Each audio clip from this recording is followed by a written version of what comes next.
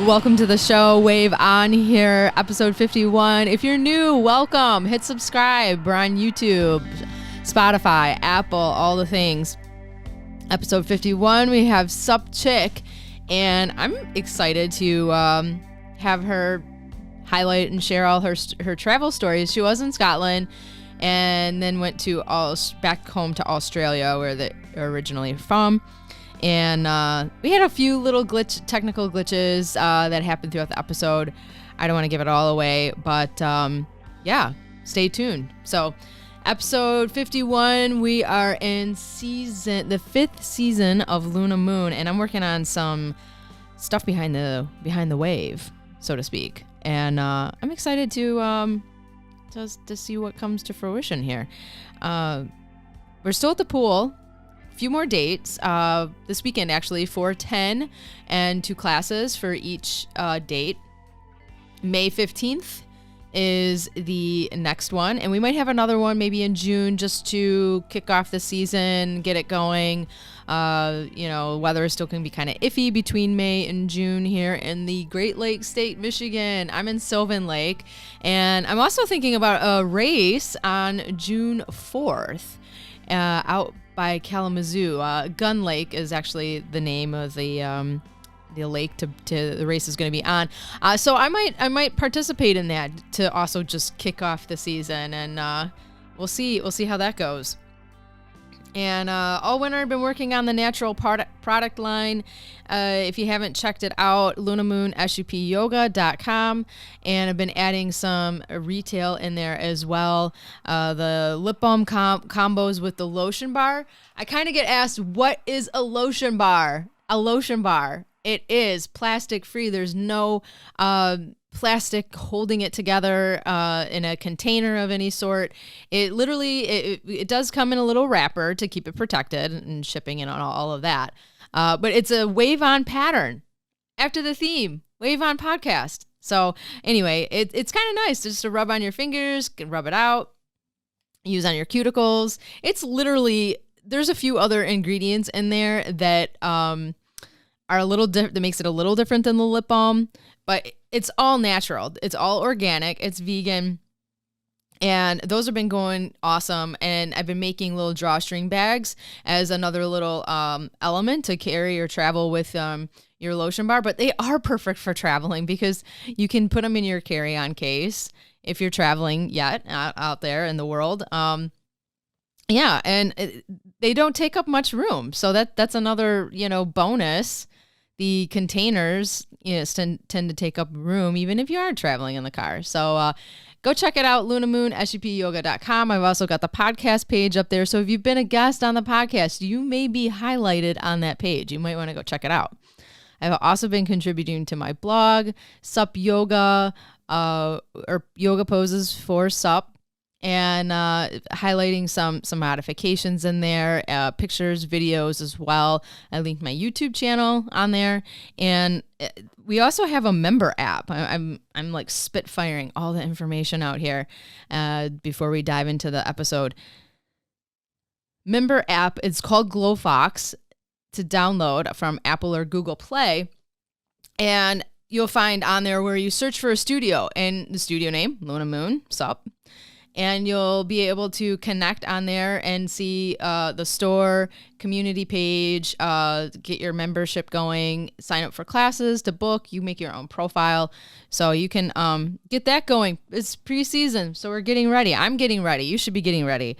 And we're celebrating the 5th season here, and I'm excited to see, like I said, what comes to fruition. I've got some ideas, some plans. Classes are going to start showing up on the schedule pretty soon, probably June, more likely, but May, like I said, we'll see what happens here before Memorial Day, if there's anything that gets on the calendar. More than likely June, though. We got to do maybe some land classes for some folks to get acclimated back on the board, and so we can get on the water and have a super fun season.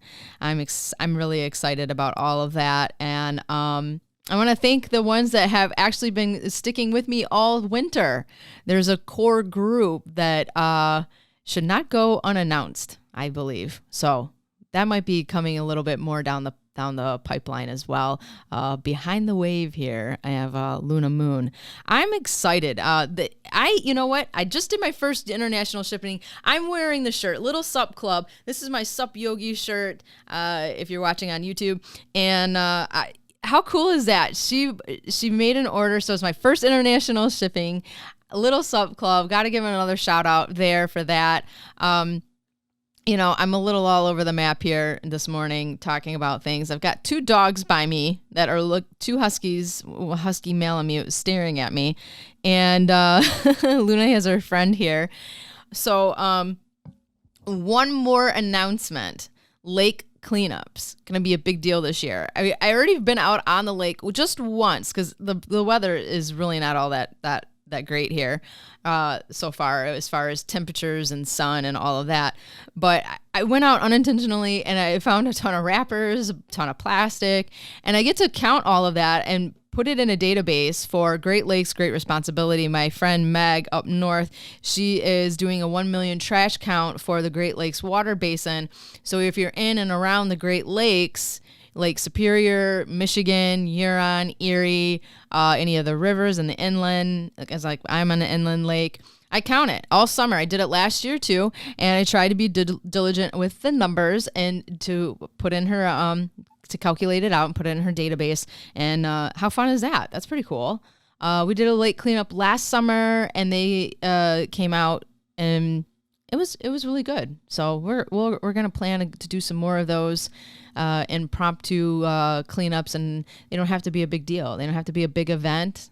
We can do it literally Saturdays, like after SUP yoga, and it could be for an hour and a half or 2 hours, and we'll just count trash. So how awesome is that? So let's dive into this podcast. I don't want to keep you too much longer. That's my spiel here.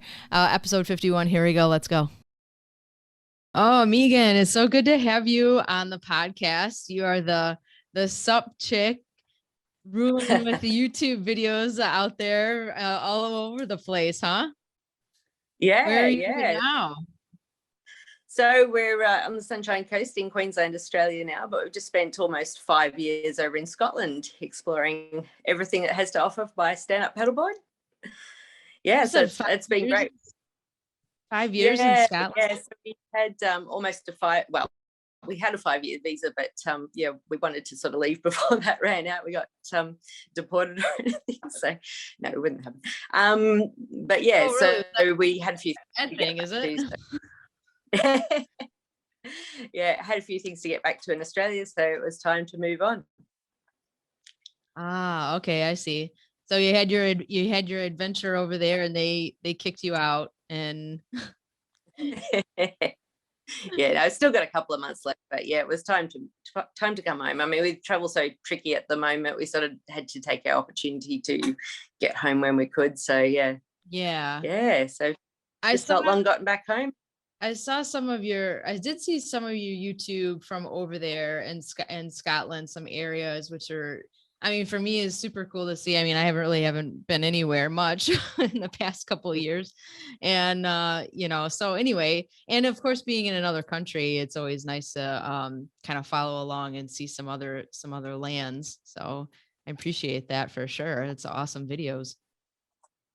Good, thanks. Yeah, that's part of why I wanted to make the one. I just found I really like making videos, but also, I think sometimes a bit of escapism doesn't do anyone any harm. And I think, just to be able to see what it's like in a country that someone think, oh yeah, we'll check that out. I mean, it's just good to have that ability to see what it's like in different places, because I don't think Scotland's somewhere that most people would typically go, oh yeah, I'll take my stand-up paddleboard there, because typically it's not got the best reputation for good weather and those sorts of things, but it's amazing. Some of the beaches are absolutely stunning. The water is so clear, sandy, just beautiful. So yeah, it definitely should be on a lot of people's radar.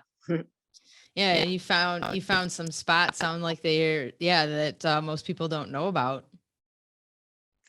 Yeah, I think Scotland's got a fairly low population as far as the rest of Europe goes, and it's quite rugged. A lot of people, I guess, come for the nature side of things, plus the history. But yeah, I think typically it doesn't see quite as much tourism. I think people coming to the UK probably tend to spend a bit more time in England. I mean, England is a bit larger, but I think, you know, Scotland doesn't probably have as many of its really good things known about, perhaps, as other parts in the UK. But I think that's sort of changing with all these different movies coming out that have been filmed there. And of course, Outlander, everyone's a fan of that. So, you know, I think there is a bit of a change in tide there. But yeah, it's definitely a stunning country. Yeah, wow. Now I've never been there. I've wanted to kind of venture over there and I just haven't really made it yet. Maybe one day.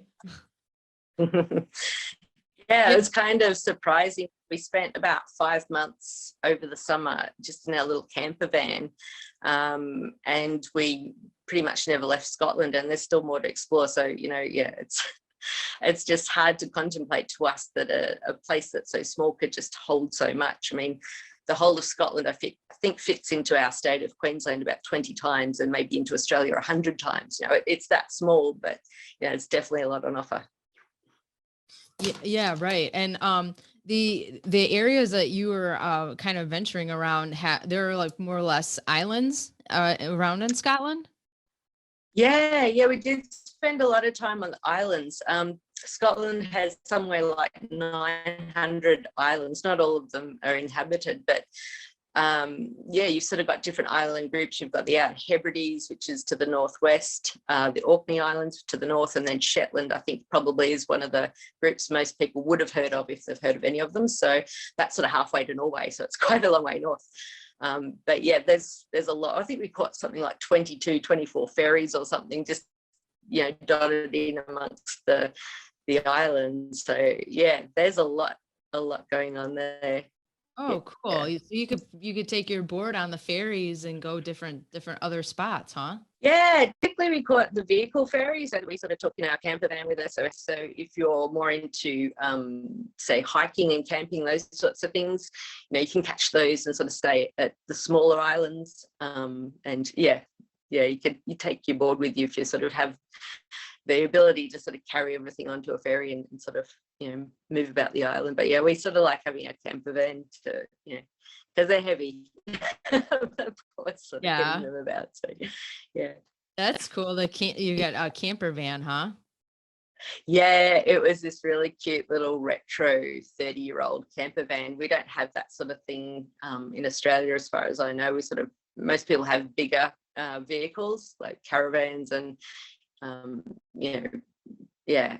But over there's quite a lot of just little fit into a normal car park size vehicles, and so yeah, we were able to get one of those, and it's got this little shower and everything in it, so we're fully self-contained, which was a totally different way of traveling for us, and it's something that we really like the idea of and hope to sort of do a little bit more of now that we're back home. But yeah, we've got to buy another camper van or something. We're actually hoping to maybe build a camper truck, so something a bit more fitting for the Australian conditions. Okay. Well, that's cool. You're gonna probably build one out yourself. Yeah. So for quite a while, I've been liking the idea of getting like an actual truck and building like a big cabin that sort of goes on the back. So it's almost something that you could live in if you wanted to do that. So yeah, I mean, there's a lot of Australia to explore. I've seen a lot, but you know, there's so much more out there as well. So yeah, that's kind of the next project. I'm not quite sure how long it'll take. It always takes a bit longer than you think to do these sorts of things, but that's that's where we're sort of hoping to go from now on. So yeah. Yeah, it's such a passion to be able to, you know, pull all this together, whether like, you know, equipment, how are you going to get there, things that you want to do and see, and then, you know, to do the videos and stuff, the content. It's such a it's like a labor of love, you know. It's the same, you know, with me for the podcast and being able to connect people, whether it's YouTube, Instagram, and but you know, I've been meeting a lot of people from around the world, really, and it's been pretty crazy. Yeah, it's a full-time job, isn't it, with all the different social medias and letting people know that you're out there, and yeah, connecting and keeping in contact with people for sure. yeah, but you're right, it's a labor of love. You do it because you really enjoy it. So yeah. Yeah, that's awesome. Do you have any trips that you have on like mapped out so far before you even get the new truck? Uh, Not big trips at the moment. I've sort of got a list of different places that are sort of day trips from where we live. So probably re-exploring those places, and just a big part of what I want to do right now is really hone in on my video making. These things that I think once you start, you're like, oh, I could do this, I could make this better, and those sorts of things. So I look back on some of the early ones now and I think, oh my gosh. So I think really trying to showcase the location is going to be a big factor for me, to bring in more, I guess, the energy of a place, and the energy of paddleboarding, because I think those sorts of things, I guess I kind of want to bring in a feel of sort of like a visual meditation for people, because that's how I feel when I'm out on my board. When you've got those glasses, you can to convey that sort of sense of relaxation, because I think, just with something that you can connect with that installs like a sense of peace and just sort of helps calm your nervous system down. I think with technology and everything, we're so switched on, we're always on the go, and I think it's so important just to be able to have these moments where we can just... No worries, just a little technical glitch here. All the way from like around the world, basically. It's pretty amazing we can do this. You think, 20, 30 years ago would have been possible, would it? That is so true. We've come such a long way. I mean, you're like, technically are you like a day ahead of me already? Like, are you on Wednesday? Wednesday morning here, so I think you guys might be still Tuesday, aren't you? Yeah, we're still Tuesday, like 4:30 over here. Oh, nice. Yeah, as I look at the map behind me, and I've got where I'm at way over here, and then here you way over here. Yeah, it's a long way. It's a long way. It is. I know. I'm excited actually to put a pin over here for you. There's a podcast guest up here on the map. First one in Australia, but technically you were in Scotland. Yeah. And traveling around there. So now you're back in Australia. But tell me about like, introducing paddleboarding to more people. We're kind of diving back in here a little bit. We're almost hitting like refresh. But yeah.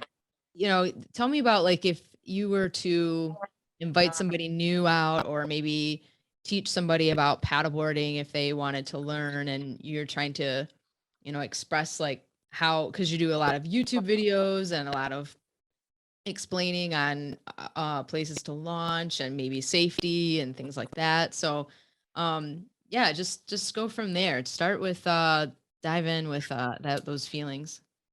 A lot of what I talk about on our website is more experiential. So I've got to say, I'm not a trained coach or anything like that.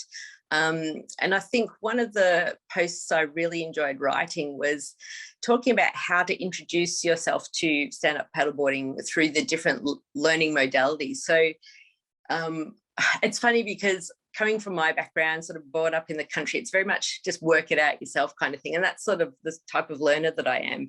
And one of the biggest differences I noticed in Scotland was it seemed that there seemed to be a lot more of, go get lessons and, go through a correct channel. And I think that's really good for people who need that sort of instruction. But I think the post that I remember writing was very much about, well, what sort of learner are you? Are you someone who has to get a feel for things yourself? In which case, you don't necessarily need to go and formalize the lessons. I mean, the first time I went out on a board was just at a trial day, and they just pretty much said, well, all you need to do is, start on your hands and knees and stand up. So, that was the instruction I had. And I just worked it out, But I know that other people need to have an idea in their mind of what they're looking for, of how they're doing X, Y, Z. So I think, if you're aware of your own learning styles, I think that's a huge one. But, as far as safety, and I guess as paddleboarding gets more well-known, more popular, I think there's a lot more that you probably do need to know in and around where you're paddling, in the sense that, you know, a lot of places you need some sort of flotation device, whether it's a P, I always put this around wrong, a PFD or a life jacket, those sorts of things. So that can be really helpful to get some local knowledge if you're somewhere that you're not familiar with. But even just from the perspective of, you know, your ability to swim, I think, you know, growing up kind of close to the coast here, we always got lessons. We had lessons to swim at school, we had private lessons, we had a pool at home.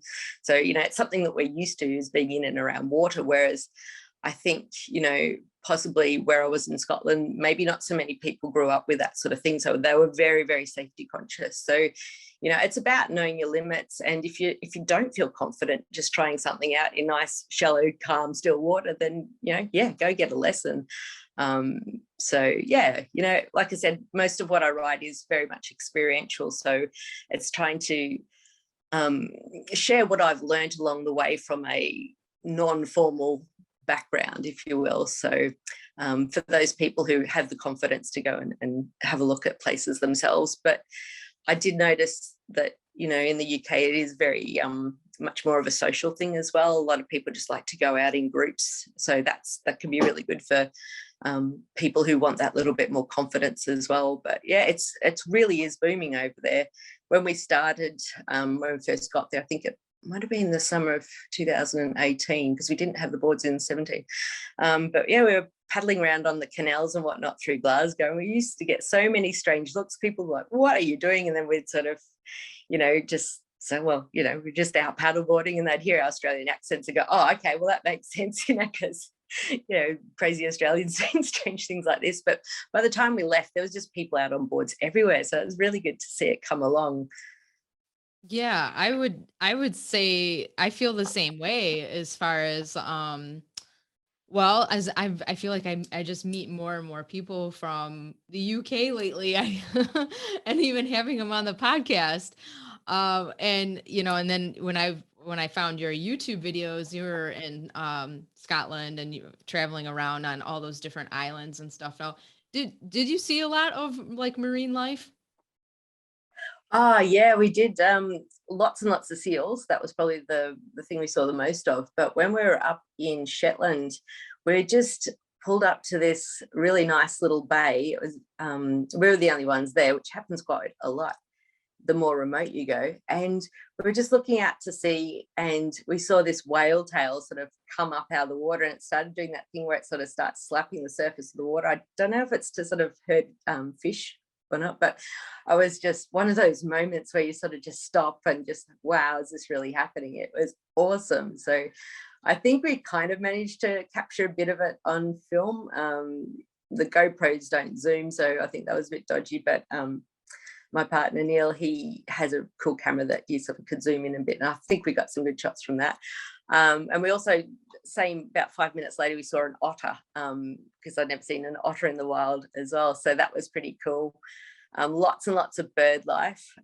We saw some puffins, heaps of puffins up in Shetland, and they're like the funniest looking thing. They're like little, almost like penguins, I think, you know, they're just, you don't think that they could possibly fly, but they're, yeah, really cool little birds. So I think that's probably the most. I'm not really good with bird identification, so we probably saw other birds that I'm not really sure of, but That's funny. they're the big ones for wildlife. Yeah. Oh, cool. The whale tail. So you only saw one? Yes. Yeah. Yeah. It Oh, was phased out, but it was very distinct. You could definitely tell what it was. So yeah. yeah. Yeah. Have you seen videos of paddlers near whales? Like I think there was a Oh my. pretty popular one, and I'm trying to remember where it was located just recently, but giant whale. And the Yeah. paddleboard just kind of like went down on Yeah. hands and knees, like hung out, just watched to see what he was gonna do. And there was one too, I think, of a kayaker who almost, I think, ended up in the mouth of a killer whale. And Wow. I don't know, if it spat him out, or it was a bit hard to make out what was going on, but oh my gosh. Oh wow. Yeah. Yeah. That's I've never experienced that before. I can tell you that. We have big lakes here, but nothing like the ocean. It's Yeah. great. Um, Mm. when you guys were out like on in Scotland driving around, you had a like a camper van, right? Yeah. Yeah, and that was you could so that allowed you to like do your thing. I saw a little bit of it in your YouTube where you could like have all your stuff with you and be able to drive around and stuff. And then you definitely plan on doing this in Australia too, right? Getting another one. I think it's the best way to travel, you know. I think there's minimal setup. You've got sort of the home comforts, being able to cook good food without too much hassle. You know, one of the biggest things I think that you can really spend a lot of time and energy in if you don't have your own accommodation like that is sort of traveling backwards and forwards and between sort of your camp spot or your say if you're in a tent or something, or your B&B or hotel or whatnot. And that's what we sort of found on previous trips. Before we got our camper van, we'd been to the Outer Hebrides, which is the islands to the northwest, and it was so windy out there we nearly lost our tent a couple of times. So found that we were spending a lot of time sort of driving backwards and forwards to campsites, and you know, having to go and find food instead of just be able to cook it, you know. And one of the great things I thought about having the camper van was, you know, if you turn up to a spot and it's a bit windy, you just, you know, have something to eat, have a drink, and just relax and watch the tide or the weather, and just sort of, you know, see if the conditions change to something that's a bit more favorable. And I think, you know, it gives you so much. Also, if there's different locations that maybe somewhere that tend to have a lot of tourists, so not paddleboard locations so much, but the Callanish Stones in Lewis come up as one of those quite popular places. So again, I think I think Outlander people go there because there's some connection to the stones. Not that they didn't film there, but there's some connection about the stones in Outlander. So it's quite a popular place to go. But we're actually able to camp in the car park. There's not a very big car park, but we stayed there overnight. So there obviously wasn't as many people coming through at nighttime, except for I think there's maybe 2 other camper vans there as well. So, you know, you get to see, I guess, your natural surroundings at times when they're not so busy, or when they're at just different sort of, whether the light's a bit different, or, you know, one of the really cool things we noticed in Scotland was just how quickly the weather can change. You get these really stormy looking clouds come through and then boom, sudden brightness. And I mean, it's just beautiful to watch nature just do its thing. So yeah, having a camper van allows you to. Yeah, having the camper van allows you to do all that. Yeah, but definitely something that we want to do now that we're back home as well. So yeah, in the meantime, we've got our Jeep. We'll just probably do a bit of forward driving, camping with our tent until we get this the truck built. But yeah, I don't know, it could take a year, could take longer. It's an unknown. We haven't done anything like that before, so yeah, it'll be an adventure in itself. I was checking out your logo and I noticed that there is a Jeep, right? In it? Yeah, we've got some actually featured in some of the earlier videos. We'd sold it by the time we started traveling for van. So it's I'm not quite sure if you call them a Cherokee. Like, it's an old one, but I just love the shape. It's really classic. But yeah, got the same one here in Australia. So yeah, not the Wrangler type look that the logo is, but yeah, it's a Jeep. So it's a Jeep family over here. We've got a lot of Jeeps. Good, nice. Well, yeah, I mean, we're the auto world over here, so we're very familiar with the all the cars, but Jeep, that's our family too. We've had a few Jeeps and have a Gladiator now. So Yeah, right. so it caught my eye. Yeah, they're cool. They're very distinct, aren't they? Yes. Definitely. And it helps with with our camping situation, we do a little trailer that we pull so it can go off road with the Jeep too. It sits a little bit higher so we can take it off road a little bit and go to some of those fun spots. Yeah. We've got a lot of really cool four-wheel driving areas around here. There's a lot of sort of beach driving as well. So there's this area just to the north of us, that's like, I guess its nickname's called the Coloured Sands, and they're just these huge big sand dunes, and they've just got all different colours of the rainbow. So I think there's something, some element in the soil which sort of changes the colours of the sand. So that's a really popular place to go forward driving up there. And then to the north of that is, I'm pretty sure it's the largest sand island in the world. It's formerly been known as Fraser Island, but it's just reclaimed its Indigenous name, which I may pronounce it incorrectly, but it's Gari. It's got like a K and then Gari. So I think the K is kind of silent. So it's, so that's quite a popular place to go, sort of forward driving and camping, and it's just beautiful there. So we actually took the paddleboards there before we moved to Scotland, but yeah, I don't think I took a video. I think I just got photos, but yeah, we'll definitely be going back there as well. Yeah, so I would be excited to see that for sure. That's so cool to hear about. Yeah. Now when you were in Scotland, tell me about is it the lochs? Yeah, so there's a lot of freshwater lochs. So, or I guess most of the rest of the world calls them lakes, but they're all known as lochs over in Scotland.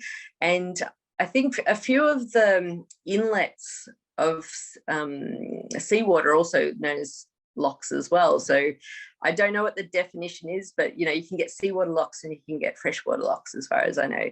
So the biggest one's Loc Ness. So that was cool. We had a paddle on there. I did a bit of a spoof video of the Loch Ness monsters down at paddleboarding too. So that was fun. But yeah, Loch Ness is really, really well known for being icy cold water. So that was quite daunting to go in there. I was like, I was quite concerned that maybe it would be too cold, but it just so happened that when we were there, it was like a beautiful, beautiful sunny day. It was like people were out at the beach kind of thing. There was people in swimming. So I thought, okay, this is obviously shallow enough that the summer sun has heated enough of the water that it's okay. I think we still had our wetsuits on. But yeah, so that was one of those epic things that you're just like, wow, I've stand up paddleboarded on Loch Ness. That's kind of out there. Yeah, I would say so. Like I don't think I could stop thinking about the Loch Ness monster. I know, right? That's the thing. The loch is so dark and deep. You're just like, anything could be down there. You just don't know. How deep is it really? I don't know, but I think it's just recently that they've actually been able to have the technology to measure it.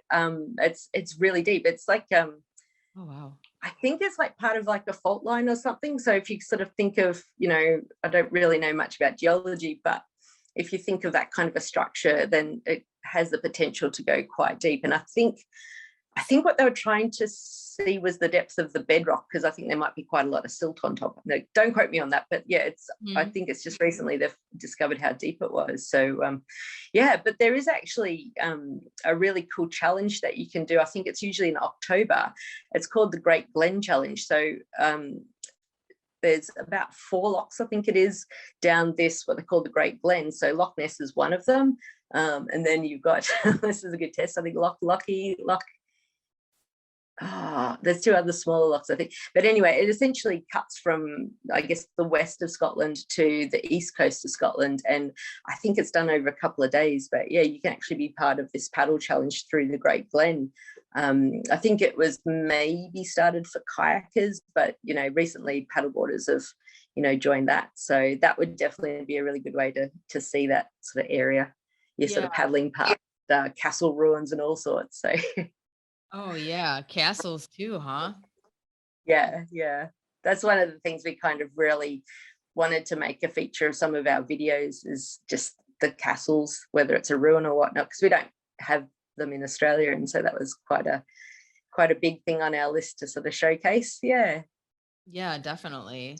And so you probably got a lot covered while you guys lived there and saw a lot of places, and you've got how many videos on your YouTube? I think there's around 80, but some of them are just kind of dodgy iPhone ones to start with. But yeah, there's I called it a SUP Safari Scotland when we did the road trip in our camper van, and there's 23 episodes there. A couple of them didn't end up having paddleboarding in it because the conditions were just not working for us. But yeah, I think probably 21 of them I have at least one session in them. So now on the channel, I'm going back through and just having the video of the paddleboarding. So if people are looking for information on that location, they don't have to watch all the van life stuff as well. But yeah, so gosh, I can't think of how many sessions we did on that. I guess there maybe 30, maybe more. Yeah, so there's definitely a lot of different locations featured in it. So yeah, That's pretty sweet. The what made you start a YouTube channel, really? I don't know, to be honest. Like, basically I started the website because, you know, I'd been stand-up paddleboarding in Australia, and we moved to Scotland, and I'm like, wow, there's a lot of water over here. You know, it just seems like there's so, I mean, I'm always on the lookout for somewhere to go paddling. If ever you go past a body of water, you're like, okay, does that look good? Where can you get in? Where can you park? Where can you inflate? Those sorts of things. So, you know, the first, I guess, almost year that I was there, I was constantly just going, oh, wow, that'd be a good spot. That'd be a good spot. So I started the website because I couldn't find anything on where you could go in Scotland. Like, there was just nothing. So I thought, okay, well, each time I go somewhere, I'm just going to record what I discovered. So, you know, because parking's a really big thing we found in Scotland. Like, you can be driving along a really narrow road beside a loch, and there's literally nowhere to pull off the road to park your car and just take it all in. So I thought, okay, well, that's going to be really helpful information as to where you can leave your car, and, you know, what sort of access to the water is. If is it a beach, is there a boat ramp, do you have to launch off like the pontoon or something like that? So I thought, you know, I'm going to collect all this information of what I've discovered and just put it out there, so that if people are wanting to go to, you know, these different lochs, then they at least have something to start with. So it started from that, and then I think as we were paddling, I was taking photos with my phone, and I'd take a couple of little videos here and there. And, you know, over the years, I've put together other travel videos, and just, it's one of those things I always wanted to do a little bit more of. I just enjoy the process of storytelling with video. And so I thought, oh, you know, I'll put together a couple of sort of collages of photos and a bit of moving footage. And then that sort of morphed into getting GoPros and then the drone and all these sorts of things, and sort of where we are today. So yeah, I think too, through the lockdown, we watched a lot of sort of van life and all sorts of different videos. And I just really loved the fact that we couldn't get out anywhere, but we could sort of, I guess, escape through other people's experiences of their local area. And yeah, I guess part of why I put the videos together was to be able to allow people to do that as well, so sort of like armchair paddleboarding or whatever they like to call it, you know, just to see what's out there, and just, you know, take your mind off what's going on in your current world, and just sort of have a bit of escapism. So yeah, it kind of evolved over time. Yeah, that's awesome. That's it, and it's that labor of love to do, you know, to pull the story together, and whatever editing you need to do as well out of it. But it is fun. I mean, I'm guilty of it. I watch other people's videos, whether it's surfing, and I try to imagine I'm somewhere else and not in winter time. And yeah, and where other people are paddleboarding, and just, you know, if I can't go there, then I guess I'll watch real life on YouTube. Yeah, exactly. I think too, it can really help if you're planning a trip yourself, to sort of see what is worth looking at in person when you get there, and what, you know, maybe isn't. I mean, most of the time you see these places, you're like, oh, I've just added another place and another place to my list of places to go. So, but Yeah. yeah, I think it can certainly be one of the best ways of getting a good idea of the surrounding area. Because I mean, photos can only really take in so much. You might just get, you know, the direction in that shot that looks really good, whereas something might be really horrible over behind you, kind of thing. Not that happens much, but do you know what I mean? Like, if you've got a video, you get a better sense of what the area is, yeah, instead of just a still. So yeah, that's a fun process. How many boards do you have? I've just got, well, between the two of us, we've just got 3. So I've got the hard one here in Australia, which is my first board that I bought. Back when I got that, I don't think the inflatables were that good, and we sort of lived in a a house that had really high ceilings, so bring it in and not had any problems with that. But when we got to Scotland, I didn't take it with me because I wasn't quite sure. We didn't have a flat to go to at that stage. So when I got there and got the flat, it was quite small. It's one of those really cool old historic places. But yeah, the rooms are quite small. So I thought, well, inflatables the way to go, because we just wouldn't be able to get it in the building. So yeah, I got 2 boards over there, one for me and one for Neil. And so yeah, together we've got 3. But yeah, the inflatables have come a long way, I think, in the meantime. Totally. It's quite interesting how much higher out of the water they are. It's quite a bit harder to get back on if you fall off. I think that's something that a lot of people, when they're starting out, should really just have a go at falling off and learning how to get back on before they get out into water that's really deep and start going, oh my gosh, this is harder than I thought. So, but yeah, that's one of the biggest differences I think people will notice between the two. So yeah, definitely. There's so much to it, to the sport. It's like something like you said with falling off and being in deep water. And as me, like being a teacher and teaching people, and that being a concern for me, and because if they don't realize it, or the other way around, if they're more fearful because of that, and trying to bridge that gap, it's still just something to kind of work on. It just depends on the person, really, and yeah, capability to get back on and stuff. So it's like, I think what you were saying earlier about reading the situation and the person and how they learn, and who's in front of you and how do they learn, like by visual or by demonstration, or more words, or yeah. hands on, that kind of thing. So yeah, I mean, have you had to do that a lot with certain people, or I mean, maybe it's more or less just you and your partner out and about, but in the videos you might explain some of that sometimes. Yeah, typically it's just the 2 of us, because one of the things we've noticed with Scotland is it's just like seize the day. It's like, okay, this looks really good, let's get out there. And that, I feel, can be hard to sort of coordinate with other people. But having said that, there are a lot of groups popping up to have social paddles and those sorts of things. But yeah, one of the things I do talk about a little bit in some of the videos is what I'm noticing with sort of the currents. So the one that came out, not the last video, but the one before that, at Eileen Donnan, which is pretty famous castle in Scotland, we had the convergence of 3 bodies of water, and so it was tidal because it was connected to the ocean. So there's quite interesting sort of movement with the water there. So if I notice something that maybe isn't immediately obvious for people, I sort of try and talk about it a little bit, and just explain what I'm seeing, explain what I'm noticing. Quite often in the videos, the currents don't really come through. You don't see, how high the swell is. You don't sort of see which way the water's running. So, I try and give a bit of a description of that, and prevailing winds, those sorts of things, because I think something that maybe a lot of people don't notice or don't realize when they just get out on a board for the first time is just how big a surface area your body is, that is essentially a sail.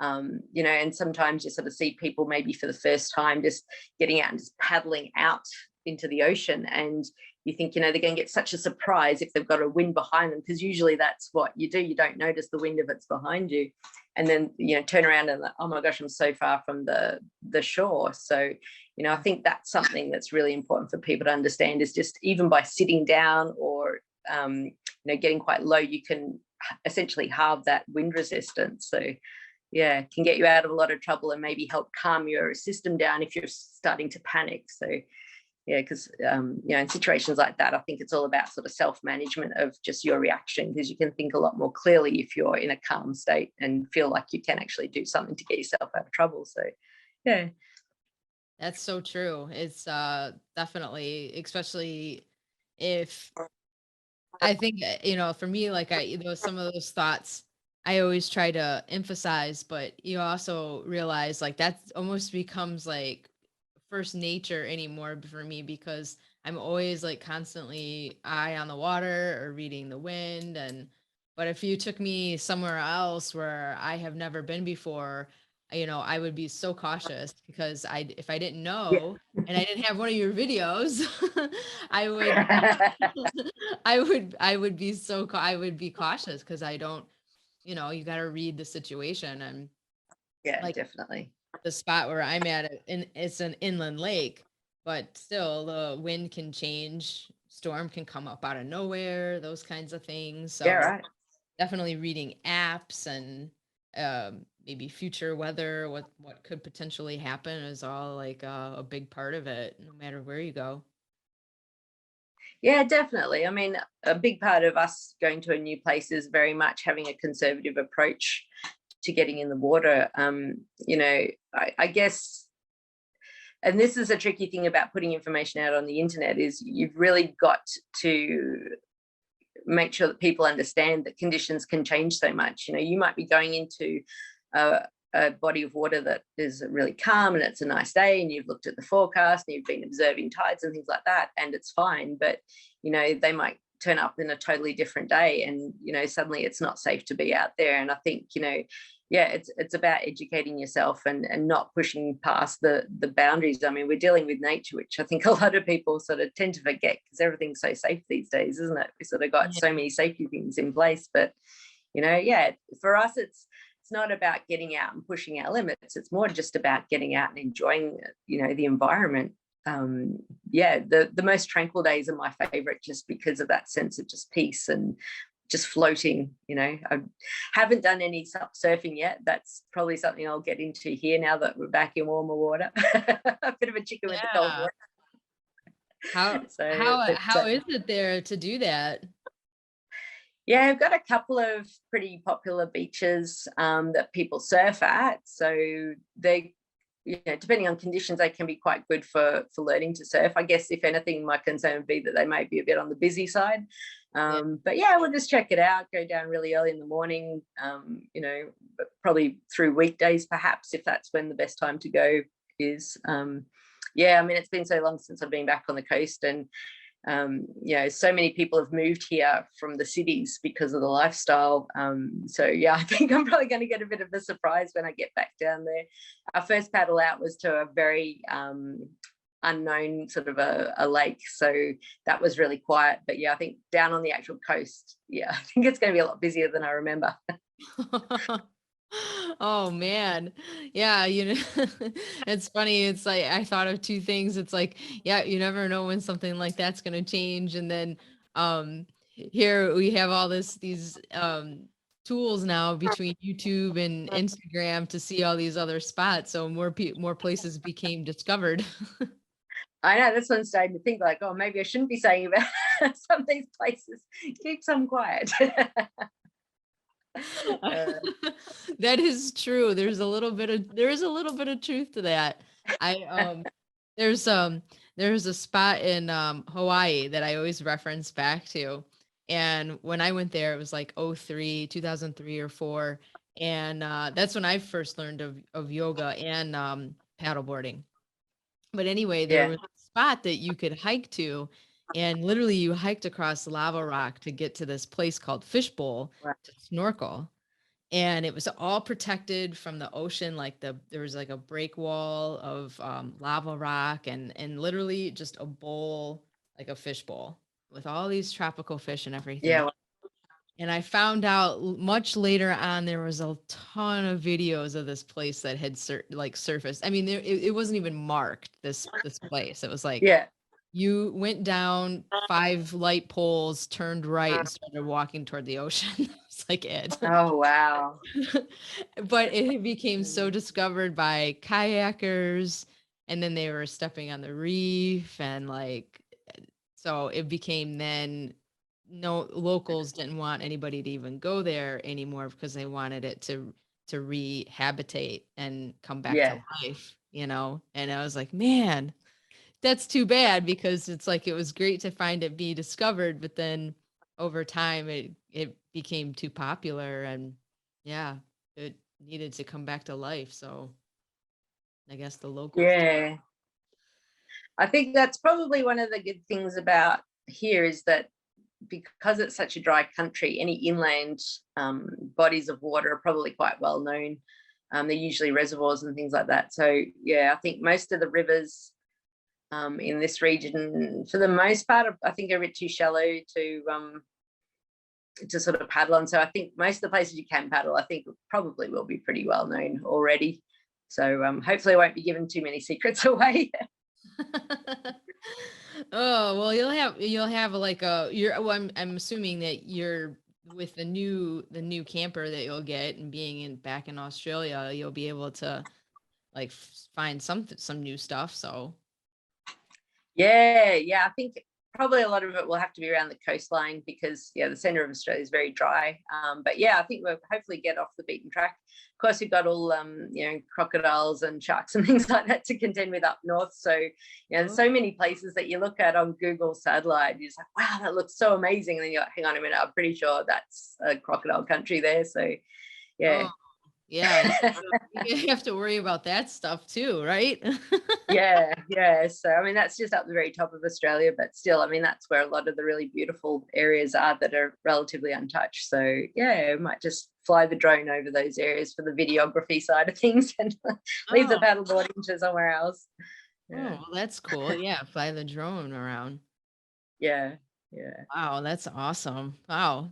Where I mean, do you have any other like ambitions? Like where do you see like, oh, I want to, obviously when things might get a little bit more better, we well, whatever that means. It would be awesome to take the truck once. I mean, I'm talking about a truck we don't even have yet, but it would be awesome to take it overseas and essentially travel the world. We've got a couple of channels that we follow of people who have camper trucks, and there's a couple from Alaska that have just landed in Europe just before Christmas. So, we're watching them quite intently, sort of seeing where they're going and how the process worked for them. So yeah, being able to travel the world would be awesome. But yeah, I mean, that takes a lot of resources. So, that's the pipe dream. But what about popping over to New Zealand? Is that possible? Yeah, well, Neil's actually from New Zealand, so that would be a bit easier to get to. So again, probably hire a little camper van over there because it's got a lot more of the windy roads like what we're used to in Scotland. So smaller things are a little bit better there. But yeah, his family's over there, so we've got them to stay with and explore the place. We lived there for 4 years. A wee while back. So this is actually the first time I went paddleboarding was in Auckland. That's where I kind of discovered it, I guess. But yeah, we sort of left before I actually bought a board, and so I didn't really get to explore too much by paddleboard over there. So yeah, it's definitely on the radar. It's kind of the closest country other than Australia. So yeah, that'll be on the list as soon as we can get ourselves sorted, settle back here and get jobs and things like that, get back into normal life. Yeah. Oh, that's awesome. Yeah. I have a couple friends that live in New Zealand, and they just call it's on the other side of the world from where I'm at. Yeah. I mean, it's still about a 3.5 hour flight from where we are. So everyone sort of thinks it's quite close, but it's still quite a ways away. Right. Yeah. But yeah, I mean, there's also kind of all Indonesia, Bali, all those sorts of places, Fiji, Vanuatu, Samoa. They're kind of, places that you could sort of do like a week holiday to and just take your board. We did a couple of trips from Scotland before all the lockdown started to Croatia and to Mallorca with our board. So that was a great thing about having the inflatables. We could just put them in the checked luggage and take them with us. So it is easy enough to fly with the inflatables like that and just take them wherever you go. So yeah, that's awesome. Wow, that's pretty cool. You do any other videos? Do you do any TikTok or? No, oh my gosh, there's so many different things to sort of work with at the moment. I'm also starting another website, sort of more of a health-based website because I'm a chiropractor. And nice. I wanted to have an online presence for all the things that other than the adjustment, obviously with everything being online these days, you can't consult as a chiropractor with a patient online and adjust them online, but there's so much other information that we give people. So I thought, well, I'm going to put a lot of that sort of information online and aim it sort of at the location independent community. So van life as overlanders, those sorts of things, because, you know, living that kind of lifestyle, you can't get back into your normal healthcare provider every single time you want to see them. So the idea is to sort of have a source of information where you can sort of go to and have sort of information that's really going to be beneficial to people living in places that aren't that one spot. So whether it's mental health because you're not around your typical friends and family, village, town, city, you know, those sorts of things, or whether it's more taking into account, well, how does this part of the country or part of the world differ from what I'm used to at home, in the sense of, you know, people in areas far from the equator obviously need to take more vitamin D. You know, having things like probiotics are really important in different environments because your gut health is just quite different. It's used to a certain environment that, you know, maybe you lived in before you started traveling. So things like that maybe don't come up in mainstream health for people who stay in one place, but are things that are more of a focus for people who do move about a bit. So yeah, that's kind of another little project I've got on the side at the moment. So I've just got so many different things that I'm working with at the moment. It's but yeah, TikTok does seem like an interesting media. I haven't got much of an experience with that. I think, yeah, it's good for the short sort of videos, isn't it, really? Yeah, the shorts, right. Yeah, I guess, I mean, it wouldn't hurt, you know, if you even took like your old videos and did just a little snippet and put it out there. Just, you know, just Yeah. the account or something. Yeah, it's a big part of my marketing, learning about marketing is sort of, you know, how to increase engagement and discoverability. And I think I've been doing a lot of video pins on Pinterest because Pinterest is quite a big search engine. And I think probably some of those video pins probably would translate now that you say that. So, you're giving me an idea. There you go. Yeah.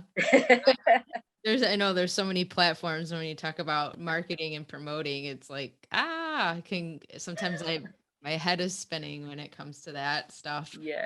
And Pinterest, I kind of left Pinterest. I should have, well, maybe I can get back in it. I don't know. Get back in the game. Yeah, I still don't fully understand it, to be honest with you. It's just that yeah, with all my learning about social media and whatnot, that came up as a really good platform. And initially, I think maybe I've only been doing it a year, I don't know. But initially, the pins were driving a lot of traffic to the website, but now it seems to have moved into these idea pins, which is a bit more like a movie pin. So yeah, I'm noticing maybe I still don't know enough about it. It's just things have changed, but yeah, it's a whole thing that you've got to learn, I guess. So but yeah, I decided to just keep working with it as a trial. Yeah. Pull the pin. Yes. And then you got YouTube Shorts. Yes. YouTube Yeah.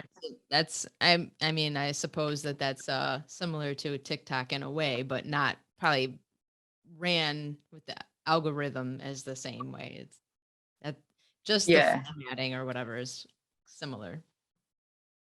Yeah. So yeah, watch this space.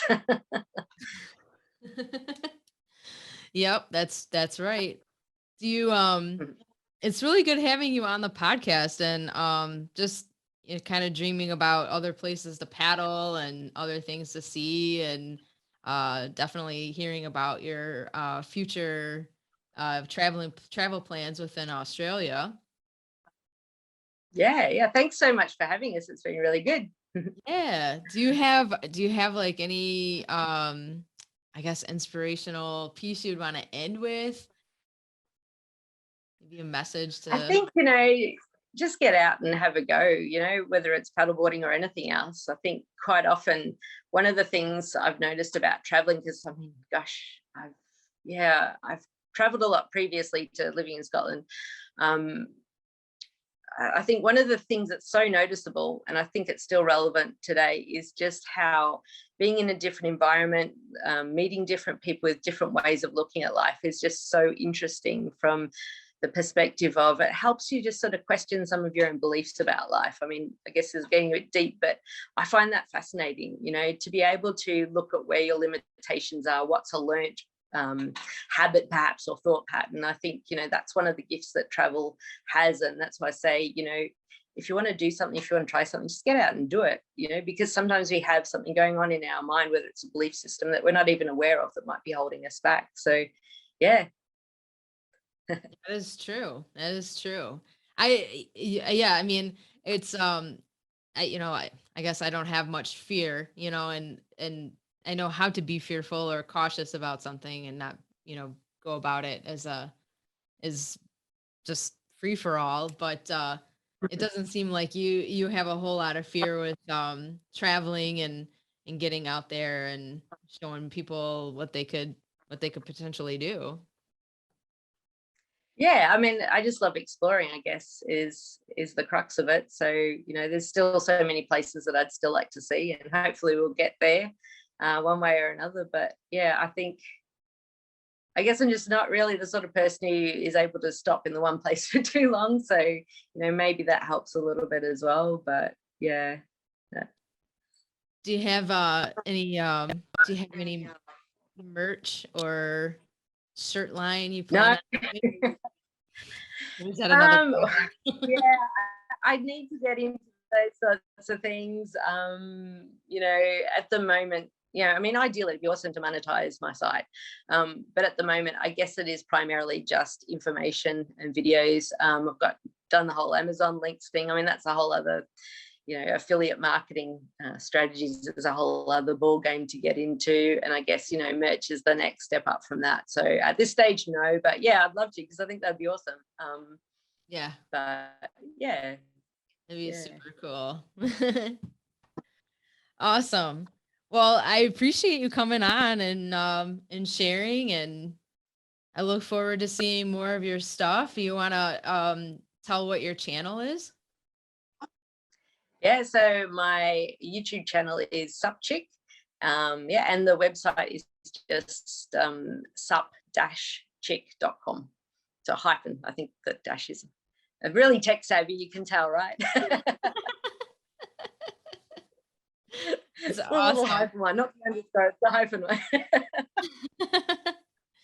Well, that's all right. We're you just keep on learning.